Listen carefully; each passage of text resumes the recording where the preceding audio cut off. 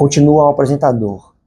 Além do mais, Davis vem contestando há muito tempo as alegações neoliberais de que nos convertemos em uma sociedade racialmente neutra. Ela nos lembra de que quaisquer surtos de racismo flagrante e explícito agora são tratados como irregularidades individuais e privadas, a ser solucionadas punindo e reeducando os indivíduos, ensinando a eles a neutralidade racial, instruindo-os a não perceber o fenômeno da raça. Em um único golpe, instituições sociais e práticas estatais são eximidas de responsabilidade. Nosso risco, adverte Davis, é que a grande maioria continua a ignorar o fato de que o aumento dramático de pessoas de minorias étnicas e raciais trancadas em jaulas é uma manifestação de formas institucionais de racismo, que vão desde as desigualdades nas penas mínimas obrigatórias até a guerra às drogas, a filtragem racial e a discriminação no recrutamento para empregos, para citar apenas algumas. Continua o apresentador. Sem nunca se esquivar de posições impopulares, Davis oferece uma crítica brilhante e oportuna da luta de grupos subjugados por igualdade. Qual é o sentido, por exemplo, de gays e lésbicas reivindicarem o direito de integrar as forças armadas e atuar em todas as funções sem que haja uma crítica ao sexismo e à homofobia inerentes e aprofundadamente arraigados à instituição? Ela faz a mesma pergunta em relação ao casamento. Uma coisa é desafiar toda e qualquer barreira discriminatória. Outra é questionar a instituição em si. Agora, a pressão para legalizar o casamento homoafetivo aumenta depressa, mas em 2008, Davis já explicava ao público em Boulder, Colorado. Dizia ela: as estruturas da heteronormatividade e as várias violências que tais estruturas e discursos acarretam não necessariamente desaparecem quando a sexualidade dos participantes é alterada. Não estou sugerindo que não reivindiquemos o direito de gays e lésbicas de engajar-se nessa prática, mas também temos de refletir sobre a instituição em si. É uma instituição econômica. Trata-se de propriedade. Não se trata de relações, nem de relações humanas, nem de relações íntimas. Por fim, devemos atestar que, após o 11 de setembro, quando muitas pessoas da esquerda apoiaram abertamente a guerra do Afeganistão e abrandaram seu posicionamento em relação à política militar dos Estados Unidos, a posição de Davis nunca oscilou. Desde o princípio, ela apresentou críticas cáusticas à guerra do terror de Cheney e Bush, embora essa fosse uma posição impopular a ser assumida logo após os ataques ao Pentágono e ao World Trade Center. Davis criticou a erosão das liberdades civis, o viés racial das abordagens de segurança pública de árabes, muçulmanos e sul-asiáticos, e a imposição de um estado de segurança opressivo e incitado pela disseminação do medo. Ela questionou a virada patriótica, o ressurgimento do nacionalismo e de todas as suas armadilhas patriarcais. E pergunta: nação, por quê? A nação é constituída por exclusão, e depois de 11 de setembro, os americanos não foram incentivados a se identificar com outros povos de fora do país, com as vítimas de tortura, com iraquianos, com africanos e asiáticos, com outros que também poderiam ter sofrido com as consequências do 11 de setembro.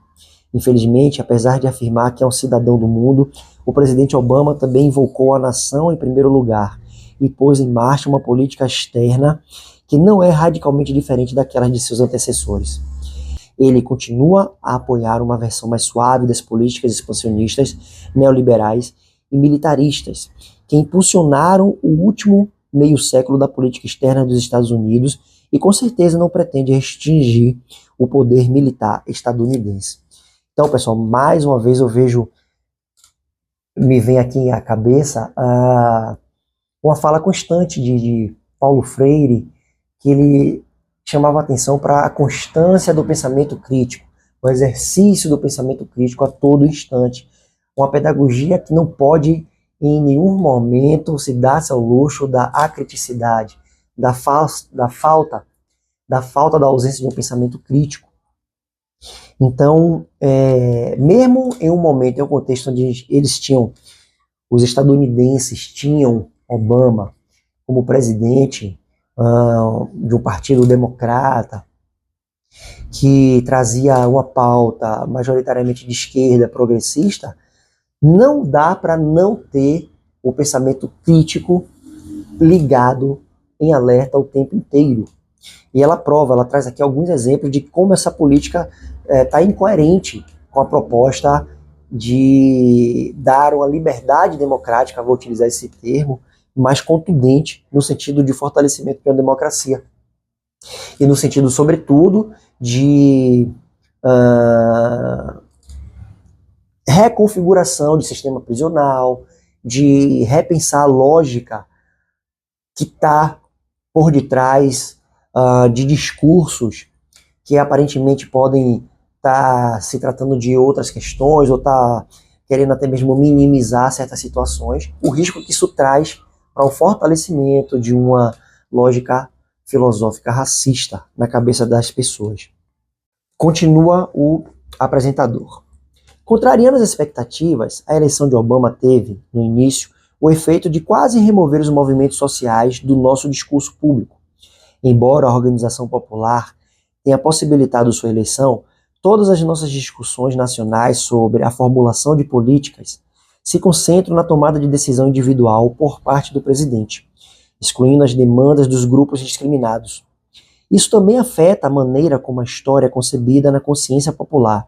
O New Deal, da década de 1930, a fundação do Estado de Bem-Estar Social, agora é tratado como uma criação de Franklin Delano Roosevelt, não como produto das lutas entre capital, classe trabalhadora, organizações de direitos civis, comunistas, socialistas, feministas e a população desempregada. Da mesma forma como Abraham Lincoln, mais um alter ego de Obama, é representado publicamente como um homem que, sozinho, pôs fim à instituição da escravização desse país.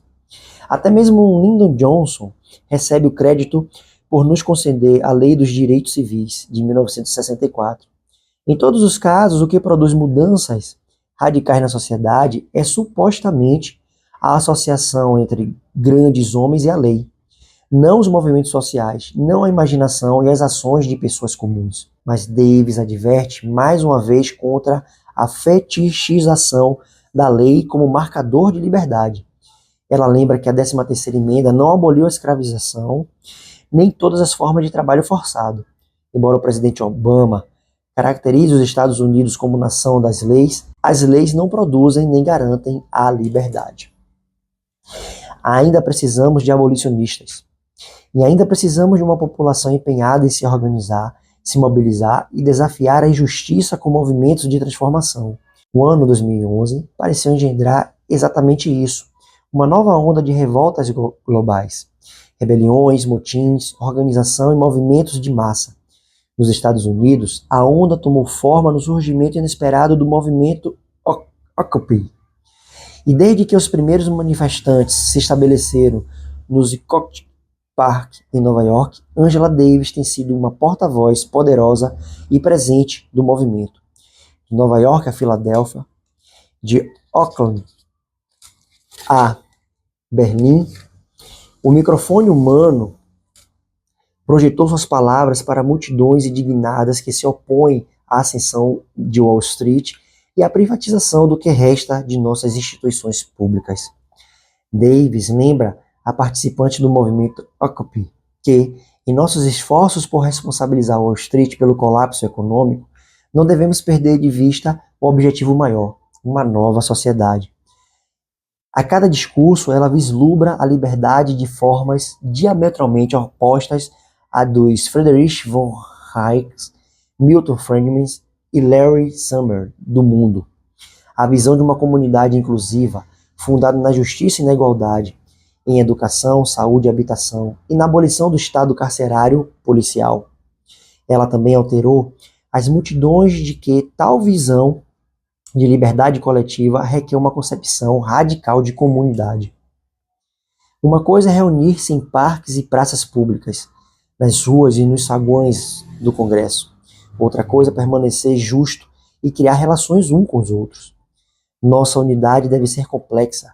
Davis costuma dizer ao se dirigir às reuniões do Occupy: nossa unidade deve ser emancipatória, não pode ser simplista e opressiva.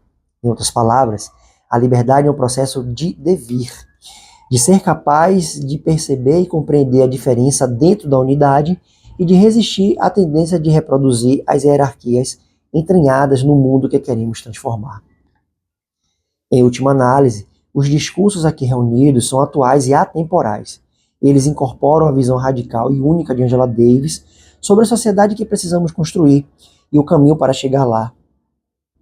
Ela ainda acredita nos movimentos sociais, no poder das pessoas para transformar a sociedade em um rumo não capitalista. Como ela disse em uma plateia em 2005, a nação e o mundo estão cheios de pessoas que não têm medo de sonhar com a possibilidade de um mundo melhor. Elas dizem que uma ordem econômica não exploradora, não racista e democrática é possível. Dizem que novas relações sociais que não conectem os seres humanos ao redor do globo por meio de mercadorias que alguns produzem e outros consomem, mas pela igualdade, pela solidariedade, pela cooperação e pelo respeito, são possíveis. Então, vocês que estão aí e não têm medo de sonhar, que desejam acabar com todas as formas de ocupação militar, de dominação, hierarquia e opressão corporativas, ouçam, leiam e sigam o chamado. Bem, gente, isso aqui foi só a apresentação de Robin Kelley, que já gerou um monte de inquietação, um monte de conexões do pensamento e instiga a gente a acompanhar os próximos vídeos para a gente acompanhar, seguir as falas de Angela Davis, que vai dar, já estou vendo aqui, muitas reflexões, muito pano para manga, como a gente diz, para a gente então começar a fazer as correlações, seja na nossa prática pedagógica, seja nos nossos movimentos sociais, seja na nossa luta política, seja na nossa própria construção de autorreflexão a partir de uma crítica pautada nessa direção que Angela Davis está trazendo, que o próprio Paulo Freire também muitas vezes chamou a atenção da gente, uma crítica constante, uma crítica que está em estado de alerta o tempo todo, independente se estamos em um contexto mais favorável para os nossos desejos ou não. Então fica o convite, acompanhe as nossas produções aqui nessa playlist de leitura comentada, para que a gente possa ir ampliando os nossos conhecimentos e melhorando cada vez mais, nem que seja um pouquinho, esse contexto em que cada um de nós vive.